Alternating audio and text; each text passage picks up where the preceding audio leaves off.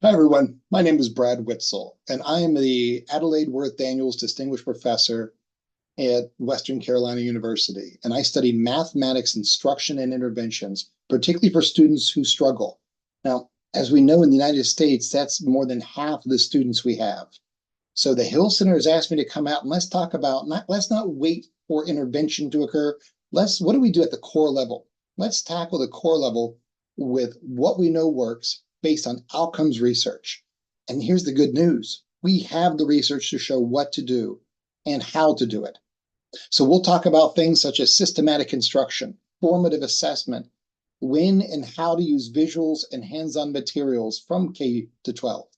We'll also talk about word problem solving and multiple aspects of mathematics education. So join us on Wednesday, January 29th in 2025. What we're going to do is we're going to outline what it takes to learn mathematics, and then how can we help all of our students achieve.